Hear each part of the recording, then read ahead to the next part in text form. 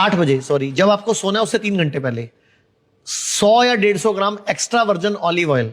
अच्छा, जितना ऑयल, अगर आप 50 किलो के हो तो 100 ग्राम, अगर आप 70-75 किलो के तो 125 ग्राम, अगर आप 80 किलो से ऊपर हो तो 150 ml, मतलब इतना ml extra version olive oil में। जितना एक्स्ट्रा वर्जन ऑलिव ऑयल है उतना जूस मिला के सीधे बैठ के घूट घूट करके पी लो।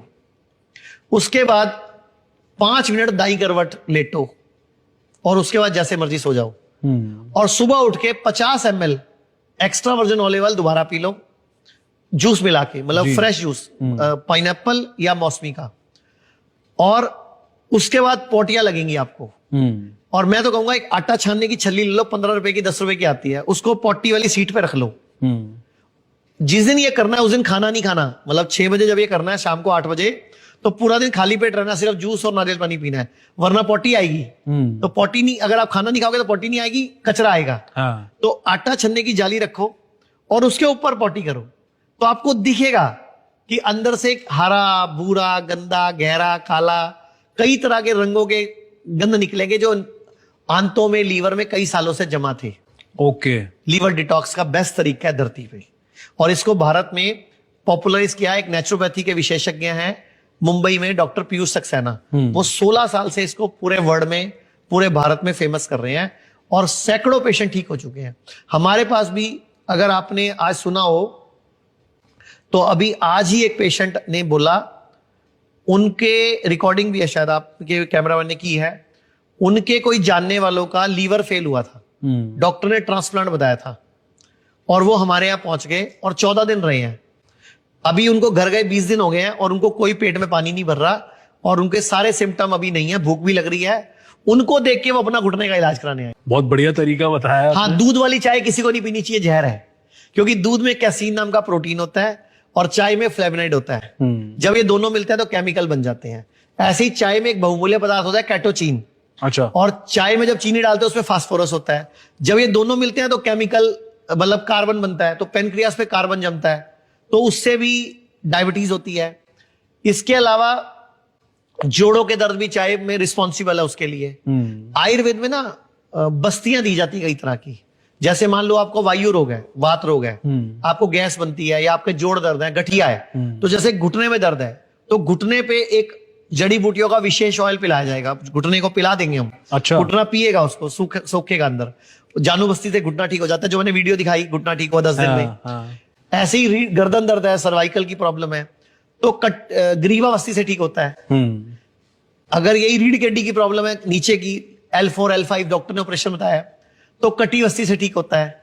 अगर पूरी रीढ़ की हड्डी में प्रॉब्लम है तो पृष्ठ वस्ती से ठीक होता है। Okay. अगर आपको डॉक्टर ने हार्ट की ब्लॉकेज बताई है कि बाईपास सर्जरी होगी, तो हृदय वस्ती और लीच थेरेपी से ठीक होता है।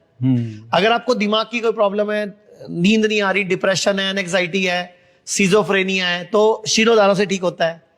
नाक का कोई रोग है, नाक की हड्डी बड़ी हुई है, डॉक्टर ने नाक का ऑपरेशन बताया, तो नस्यम से ठीक होता है।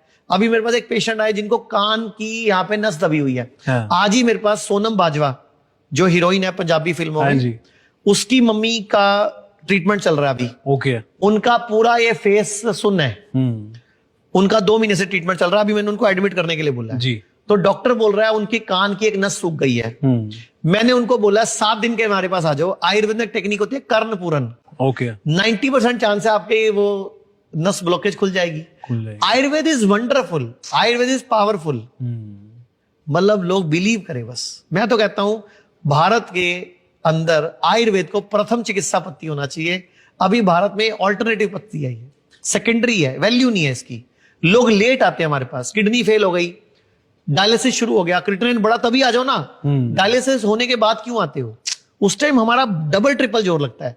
कैंसर हो गया पहली स्टेज, दूसरी स्टेज में आ जाओ ना, लोग 4th स्टेज करके आते हैं, फिर भी ठीक होते हैं, काफी हद तक रिलीफ मिलता है, लाइफ स्पैन बढ़ता है। कई लोग पूरे ठीक नहीं होते, कई लोगों को सिर्फ क्वालिटी लाइफ बढ़ जाती है। लेकिन आ तो टाइम से जाओ। करेक्ट। जैसे शुगर है, आपकी शुगर 500 आ गई, डॉक्टर बोलता है इंसुलिन लगाओ, तो मैं कहता हूं अगर आपकी शुगर आई आ गई, बीपीआई आ गया, क्रिएटिनिन बढ़ा हुआ आ गया, तीनों में से कुछ भी आ गया, आप करेला और नीम ले लगभग 250-250 ग्राम, उनको चॉप कर लो जैसे वो परात में दिखा रहे हैं अपने। ठीक है। उसको परात में भर लो या जमीन में कोई गड्ढा खोद के उसमें भर लो, उसके ऊपर पैरों से मत हो, खाना नहीं है। 15-20 मिनट में आपकी जीभ पे टेस्ट आ जाएगा। खाया नहीं है आपने, जी। तब भी आपकी जीभ में करेला नीम का टेस्ट आएगा। कैसे आ गया? क्योंकि पैरों में रिसेप्टर्स हैं। इसीलिए मैं बोलता हूं नंगे पांव घास पे घूमना।